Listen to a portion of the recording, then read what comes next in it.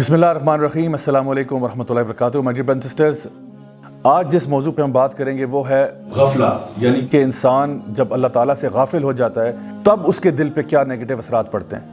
اللہ سبحانہ تعالیٰ فرماتے ہیں قرآن مجید میں اقترب للناس حسابهم وهم فی غفلۃ معرضون، کہ حساب کا دن لوگوں کے سروں پر آیا ہوا ہے اور لوگ ابھی تک غفلت میں بیٹھے ہوئے ہیں۔ ایک اور جگہ پہ اللہ سبحانہ تعالیٰ فرماتے ہیں الم یأن للذین آمنوا ان تخشع قلوبهم لذکر اللہ، کہ کیا اب وقت آ نہیں گیا کہ جو ایمان والے ہیں ان کے دل لرز جائیں اللہ تعالیٰ کی ان آیات سے۔ تو my dear brothers and sisters, کیا وقت آ نہیں گیا کہ ہمارے دل جب قرآن مجید کی آیات کے ساتھ ان کا تعلق بنے تو وہ لرز جائیں، وہ کانپ اٹھیں؟ غفلت اصل میں ہے کیا؟ علامہ راغب الاصفہانی رحمہ اللہ فرماتے ہیں کہ غفلت کا مطلب ہے کہ جب انسان کسی چیز کو بھلا بیٹھتا ہے یا کسی چیز کو نگلیکٹ کر دیتا ہے یا کسی چیز کے بارے میں بے پرواہ ہو جاتا ہے۔ غفلت بھی دو قسموں کی پائی جاتی ہے، ایک ہے محمود غفلہ، یعنی وہ لوگ جو کہ ایک پازیٹیو غفلہ ہے کہ وہ گناہوں سے غافل ہو چکے ہیں، یعنی کہ وہ گناہوں کی طرف جاتے ہی نہیں ہیں، اتنے نیک لوگ ہیں، اتنے شریف النفس لوگ ہیں، اتنے تقوی والے لوگ ہیں کہ اب وہ بڑے بڑے گناہوں کے بارے میں سوچتے تک نہیں ہیں۔ تو یہ غفلت تو جو ہے یہ اچھی چیز ہے۔ دوسری غفلت ہے مذموم غفلہ، اور اس کے آگے سے تین مزید حصے ہیں۔ ایک اس میں عارضی غفلت ہوتی ہے جو کہ تھوڑے دیر کے لیے انسان کے اوپر آتی ہے، کسی نیک انسان پہ بھی آ سکتی ہے، ویسے وہ بڑا نیک لائف سٹائل گزار رہا تھا لیکن کچھ دیر کے لیے وہ غافل ہو گیا اور اس سے گناہ ہو گیا، تو اس کو عارضی غفلہ کہتے ہیں۔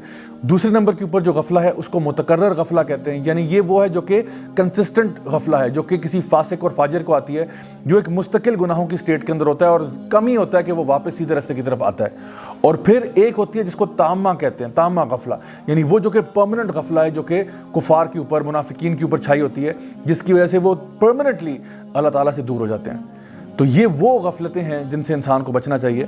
اب سوال یہ پیدا ہوتا ہے کہ آخر انسان غافل کس چیز سے ہوتا ہے؟ انسان غافل ہوتا ہے اللہ کے دین سے، قرآن مجید سے، ذکر کرنے سے، حفاظت کی دعائیں پڑھنے سے، نیک نیت رکھنے سے، اور جتنے بھی نیک اعمال ہیں ان کی پرائیورٹی کو غلط کر دیتا ہے، یہ بھی غفلت کی ایک نشانی ہے، اور اپنے زندگی کے مقصد سے غافل ہو چکا ہے، حتیٰ کہ قیامت کے دن سے غافل ہو چکا ہے۔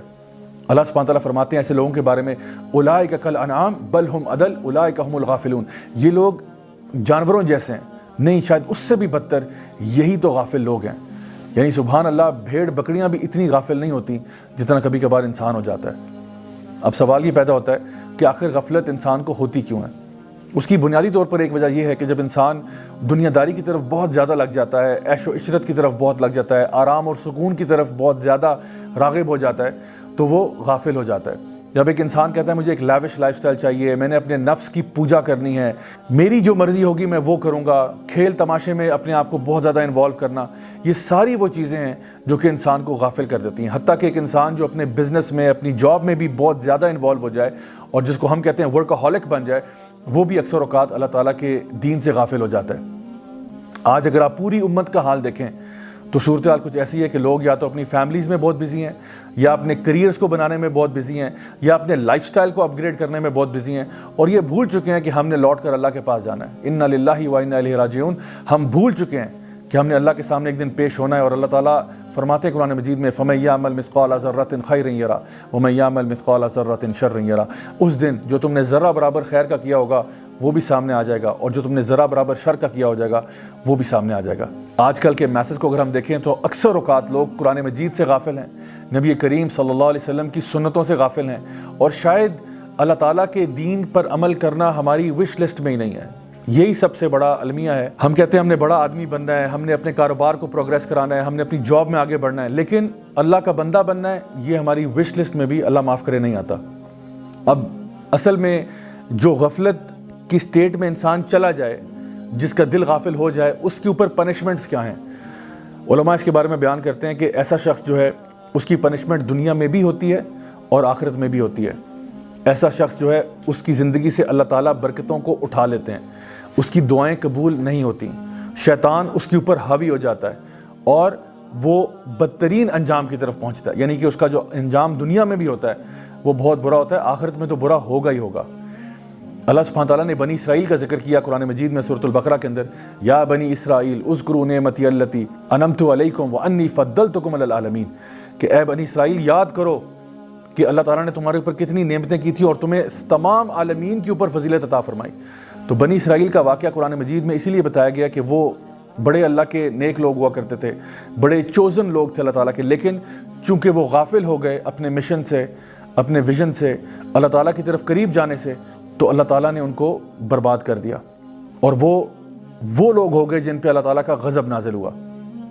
My dear brothers and sisters, بالکل اسی طرح سے اللہ سبحانہ تعالیٰ سورہ آل عمران کے اندر مسلمانوں کو اب یہ ٹائٹل دیتے ہیں، یہ کہہ کر کنتم خیر امۃ اخرجت للناس تأمرون بالمعروف وتنہون عن المنکر وتؤمنون باللہ، کہ تم اے مسلمانوں اب بہترین امت ہو۔ ایک زمانے میں بنی اسرائیل ہوا کرتے تھے، اب تم بہترین امت ہو، لیکن کیوں؟ جسٹ بیکاز تم ایک مسلمان فیملی میں پیدا ہو گئے اس لیے بہترین امت ہو؟ نہیں، اس لیے تم بہترین امت ہو اگر تم اپنے فریضے کو پورا کرو۔ تأمرون بالمعروف وتنہون عن المنکر وتؤمنون باللہ، تم لوگوں کو نیکی کا حکم دو، برائی سے روکو اور اللہ پر ایمان لاؤ۔ My dear brothers and sisters, تھوڑی دیر کے لیے سوچئے، کیا ہم اس فریضے کو پورا کر رہے ہیں؟ ہمارے سامنے اگر کچھ برا ہوتا ہے، کیا ہم اس کو اپنے ہاتھ سے روکتے ہیں؟ چلو ہاتھ سے روکنے کی استطاعت نہ صحیح، کیا اس کو زبان سے روک پاتے ہیں؟ چلو زبان سے بھی روکنے کی استطاعت نہ صحیح، کیا اس کو ایٹ لیسٹ دل میں برا سمجھتے ہیں؟ یا کیا ہم ایک ایسے معاشرے میں رہتے ہیں جہاں پہ ہم نے برائی کو برائی سمجھنا بھی چھوڑ دیا ہے؟ تو جان لیں کہ جس طرح پہلی قومیں برباد ہوئی ہیں، بالکل اسی طرح سے آج کی بھی قوم برباد ہو سکتی ہے اگر وہ اللہ تعالیٰ کے بتائے ہوئے دین کے اوپر نہیں چلے گی اور غفلت کی اس کنسسٹنٹ سٹیٹ کے اندر رہے گی۔ اب غفلت کو ہرانے کا طریقہ کیا ہے؟ My dear brothers and sisters, غفلت کو ہرانے کا طریقہ ایک ہے، اور وہ ہے علم حاصل کرنا۔ نبی کریم صلی اللہ علیہ وسلم نے جب موازنہ کیا ان لوگوں کا جو دین کا علم رکھتے ہیں بنسبت ان کے جو دین کا فہم نہیں رکھتے، تو آپ نے فرمایا ان کا ڈفرنس ایسا ہے جیسے کہ چاند اور تاروں کا، یعنی جو قرآن مجید کا علم رکھتا ہے، جو دین کی تعلیم حاصل کرتا ہے، اس کی مثال ایسے جیسے چاند کی ہے، آسمان پر کلیئر نظر آ رہا ہے، اور جو باقی لوگ ہیں، عام لوگ، عبادت گزار قسم کے جو لوگ ہیں جن کے پاس دین کا فہم نہیں ہے، وہ تاروں کی مانند ہیں۔ اور آپ نے فرمایا کہ تم میں سے جو علم والا ہے اور جو علم نہیں رکھتا، اس کی مثال ایسے ہے کہ جیسے میری، یعنی کہ نبی کریم صلی اللہ علیہ وسلم کا اگر مقابلہ کیا جائے امت کے سب سے ادنا شخص کے ساتھ، یہ مقابلہ ہے اگر آپ دیکھیں جو علم حاصل کرنے والے ہیں۔ حتیٰ کہ احادیث مبارکہ میں یہ بھی آتا ہے کہ جو لوگ علم سیکھنے کے لیے نکلتے ہیں، زمین و آسمان کے چرند پرند حیوانات، حتیٰ کہ سمندر کے اندر مچھلیاں بھی ان کے لیے دعائیں کرتی ہیں، اور جب وہ اپنے گھروں سے نکلتے ہیں علم سیکھنے کے لیے، قرآن مجید کا علم سیکھنے کے لیے، احادیث مبارکہ کا علم سیکھنے کے لیے، تو فرشتے ان کے آگے اپنے پروں کو بچھا دیتے ہیں۔ اللہ اکبر! کیا آپ سوچ سکتے ہیں کتنا زبردست پروٹوکول ملتا ہے ان لوگوں کو جو دین کا علم حاصل کرنا چاہتے ہیں؟ اور جو شخص بھی دین کا علم حاصل کرنے کے لیے نکلتا ہے وہ اصل میں اللہ کی راہ میں جہاد کر رہا ہوتا ہے۔ تو آج سے آپ فیصلہ کریں انشاءاللہ کہ ہم لوگ اپنے آپ کو اس غفلت سے نکالیں گے۔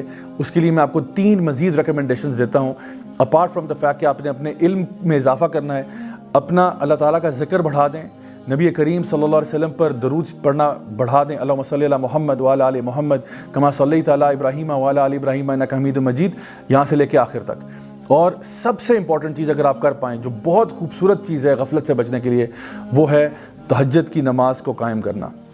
My dear brothers and sisters, اگر ان چیزوں کو آپ فالو کر لیں تو یقین جانیے آپ غفلت سے باہر نکل سکتے ہیں، اور انشاءاللہ الرحمن اللہ تعالیٰ آپ کو دین کا فہم عطا فرمائے گا۔ Until next time, this is me, Raja Ziaul Haq, signing off. Wassalamu alaikum wa rahmatullahi wa barakatuh.